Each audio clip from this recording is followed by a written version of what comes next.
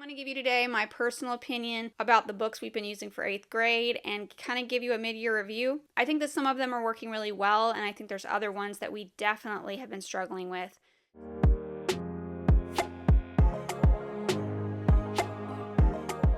My name is Kira. It is good to see you here in the new year on Shine Bright Homeschool. I am sorry that it's taking me so long to upload a video. We've had some stuff going on in our house. We basically, as you can see, things look a little bit different on this video, and that's because right after the holidays, we ended up shifting some furniture around and moving a lovely shelving unit that was right behind me into my son's room because, well, he loves to build, and he loves to build all these models and all these great creations, and he had no space for them on the shelves in his walls. So I basically had to make the decision to redo our entire schoolroom and most of his room. So I basically had to make the hard decision of turning half of our house upside down. Then we had to move some of the furniture in his room into the schoolroom. So things look and feel very different in here. It's also been a time of purging and getting rid of stuff and organizing things, and so it's just been a mess. January just flew by so quick. So I've been meaning to share this video with you for some time, and that is my mid-year review of the curriculum we've been using for 8th grade. So I know normally I share the video in December, but I just could not, because of everything going on, get it done. So I'm going to give you today my personal opinion about the books we've been using for 8th grade and kind of give you a mid-year review. I think that some of them are working really well, and I think there's other ones that we definitely have been struggling with. So let's go ahead and take a look at our vocabulary first. For vocabulary, I chose Worldly Wise, and I had never used Worldly Wise before. I do have a deeper look inside every single curriculum you're going to see on this video today, so please look in the description or just on my channel and you will find the deeper looks inside these books that I try to always do with brand new books to give you a clean look inside. Make sure that you refer to these if you're interested in basically looking deeper. This book has been great. I've enjoyed it. I don't have my son do all the exercises. I don't feel like he needs them. But I'm happy that I chose this because there are some words that, even though my son is a great reader, that he still doesn't know, or he's heard and doesn't know the actual meaning of or the way it should be used. I really enjoyed this. I think it was well worth the money. It doesn't have like a teacher's guide or anything that I got with it, but I just decided to kind of flow and kind of figure it out as we went. But for the price and for the quality, I think it's a really great option if you're looking at a good vocabulary book. I'm pretty sure that the lower grades are probably just as good quality as this one. I would definitely recommend looking into Worldly Wise and seeing if it's something that you would like to use for your vocabulary. Okay, next I have geography. We did map treks. Now, for some of you who are new to my channel, make sure you like and subscribe and click that bell for notifications if you are. But this is a book that I do a deeper look in also on my channel. For those of you that do not know, my son this year is in a prep school about once a week. Some of the curriculum that we're using is what they have chosen for him to use. So basically I kind of fill in the gaps with certain things that we do here at home. So basically this was their choice. Now this is MasterBooks, and I love MasterBooks. We've been using MasterBooks for the past 3 or 4 years with the geography and have really enjoyed it. You can look at all 3 different MasterBooks geography that we've done over the past few years. I do have those on my channel if you want to look at those for the younger grades. So I have one issue with this. It has some really good detailed maps, but this is the teacher's guide with the pictures of the completed maps. His is the blank maps. Basically, the only thing he's supposed to do with it is fill in those areas and look at mine and basically fill it in. And I'm used to MasterBooks having a little bit more than just a copy down and rewrite basically for busy work. I'm used to them kind of talking a little bit more about geography, and I kind of wish they would have done this, maybe had something on the side, an actual lesson, not a big lesson, but something that would just talk about each map a little bit more in detail. And I do know some of these maps basically lining up with the World Story 1 and 2. So you have basically some of this that you can incorporate with this, but for me, I just like it kind of separated where I know what I'm supposed to be talking about and making connection.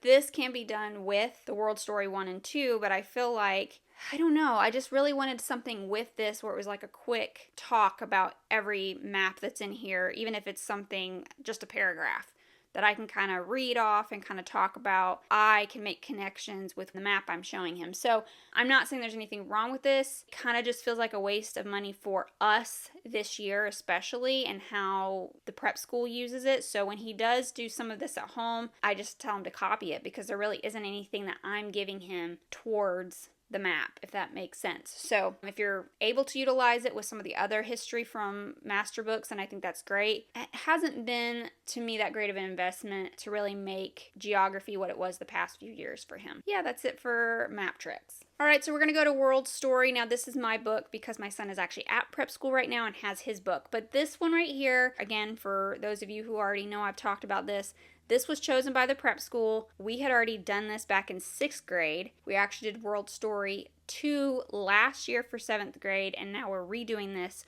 for 8th grade. MasterBooks history is great. I like their worksheets. I like their books. I have no complaints here. We've already done this, so there really isn't much for me to say other than if you want to look at it, check out the video on my channel about World Story 1. So next is the MasterBooks Science that we did this year, which is fossils, caves, archaeology, and geology. And it comes in a set. We have not done fossils yet. We've done archaeology, geology, and he's started on caves. This is the last book he'll be using to finish up the school year. My son loves this type of science anyways, so there really isn't anything negative that I have to say. MasterBooks Science is great. We've been using it. We enjoy it. It works well for us. I do like how they have it broken up into different hardcover books where you kind of have the segments of topics and then the breakdown of those. If your students are all interested in this subject, they're going to enjoy it. So I still highly recommend it. This curriculum also uses tests, quizzes, worksheets. So just so you know, that's included with the teacher guide as well. I just wanted to touch on this. This was supposed to be something we were going to do over the summer, and we started doing it over the summer, but we never finished it. This is Apologia's Who is Like God series, and it's a biblical worldview of God and the truth. Now, this is volume 1, and then they have another one, which I'm going to look into for this next year. The other one I think is Who I Am or something like that. Don't quote me on that. I really think this is a good book. There's a lot of reading. We don't do any worksheets with this. We basically just read through it and talk about it. So if your child is a reader, this is great. If you love to read to your kids and they love to listen to you, this is great. There's some stuff I read in here and some stuff I don't. There's some fictional stories. There's some real life stories. There's some really good information about faiths, religion, views in the world, basics of who God is. You know, it's just something to look into if you think it's something you'd be interested in. Again, I have this reviewed on my channel as well for you to look into deeper. So, all right, grammar. This has been a struggle. I don't want to say a struggle. This is what the prep school chose, and there's a teacher there who is teaching this to 6th, 7th, and 8th graders. I'm just going to be honest. I feel like this does not fit us. I feel like it was a waste of money for us. I loved Fix-It Grammar from IEW for 7th grade. That really helped my son not be as frustrated with grammar and punctuation and all that. This is literally the most bland form of grammar I think I've ever experienced. I would rather do a Becca grammar. We're doing it because they're doing it at the prep school, but I would not do this. Again, I'm not saying it might not work for somebody else. If you want very dry exercises, then this is probably your book, but this is not. Again, I'm not trying to offend anyone who likes the Well-Trained Mind. This particular book, I'm not going to speak for all the curriculums that they offer. This particular one has not given us anything, not helped my son in 8th grade grow in grammar at all. I potentially will be going back to Fix-It Grammar. We're just going to have to see what options are out there for high school. Fix-It Grammar's concepts, I might have to basically have him do over the summer to kind of catch him up, because I just feel like he didn't get anything for 8th grade with this so far. And looking through it, there's nothing more that it has to offer other than diagramming. It was a waste of money in my opinion. So, all right, so WRITESHOP. My son actually has his book with him today, and because I don't have a teacher's guide with that book, I'm just going to talk about it. So WRITESHOP 1 is something, again, that the teachers at prep school use. We have had issues. It's also very plain, very bland. I thought structure and style with IEW, even though it was difficult and we didn't basically complete all the tasks that IEW was saying we should, the variety and how they worded it, and even us watching the classes online, even though it was more expensive to do it that way, I just don't sense any growth in composition and writing this year. I'm not a fan.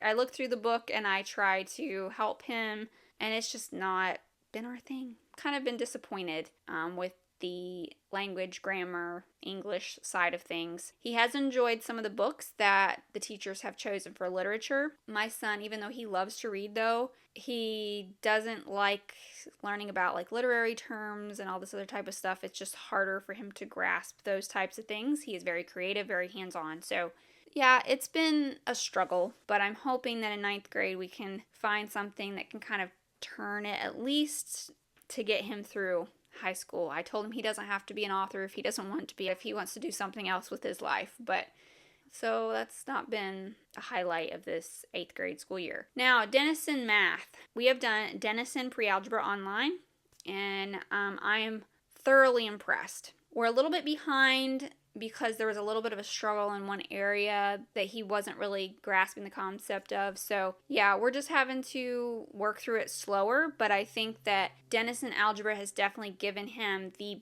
most positive outlook doing pre-algebra and going into Algebra 1 next year. I sense that we will probably continue to use Denison Algebra for high school, at least for part of it. I'm just taking 1 year at a time right now, but I'm really happy with it, impressed, and I don't feel like it was a waste of money. I think that having the online classes have been beneficial for him and for me. I just need to go back and kind of watch a few things and make sure I understand before we can move on. So anyways, that's pretty much a wrap of our 8th grade school year so far and what things are feeling like. I'm very thankful for any progress that we've made in 8th grade. Things just are a little slow this year. Things feel a little off. We're kind of in a weird transition as a family this year. My husband's seeking a new job and kind of going in a different direction. And I feel like God may be calling me to do some other things on the side. And so we're enjoying some co-ops. We're enjoying church activities and things like that together. But I can definitely sense that this 8th grade school year has kind of not had the flow of previous years. But I know that some years are just like that.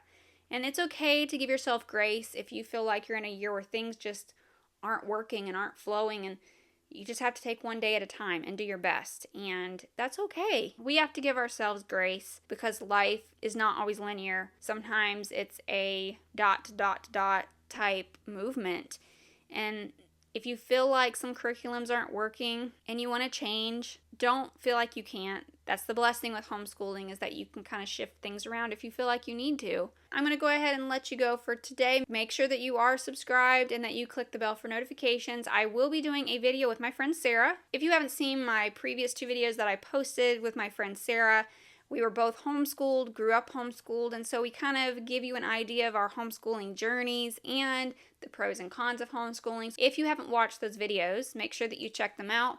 I'm going to be doing a video with her hopefully in the next month or 2 about us transitioning from being homeschooled to going into college and what life was like for us.